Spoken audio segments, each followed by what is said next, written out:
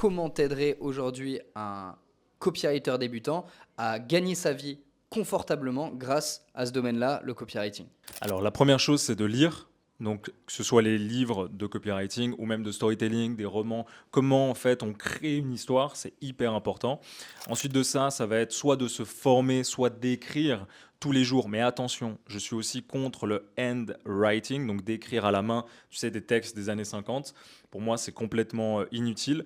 Par contre, d'écrire des textes d'aujourd'hui, que tu vois sur des pages de vente, que tu vois qui marchent, ou des publicités par exemple, des ads, tu vas maintenant comprendre et conscientiser ce qui fonctionne avec certaines formules bien précises. Donc de réécrire les ads qui tournent aujourd'hui. C'est vraiment un point précis que je donne. Et vraiment, si tu as zéro budget pour investir dans une formation ou dans un accompagnement, parce que c'est un accélérateur.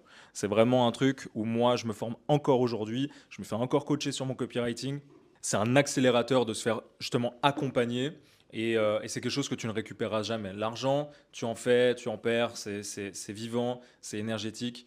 Mais le temps, on en a tous très limité. Et donc, c'est quelque chose qui va accélérer, on va dire même au niveau, je dirais pas quantique parce qu'on va me tomber dessus, mais qui va accélérer ta croissance d'un point de vue presque quantique justement parce que tu vas apprendre tout ce qu'il faut savoir, surtout quand tu choisis les bonnes. Donc la deuxième chose, ça va être de se former. Et la troisième chose que beaucoup de personnes oublient, ça va être d'arrêter de procrastiner et d'aller contacter les clients qui ont besoin de copywriters. Et c'est vraiment de les contacter 2, 3, 5 DM par jour, des calls d'email, etc.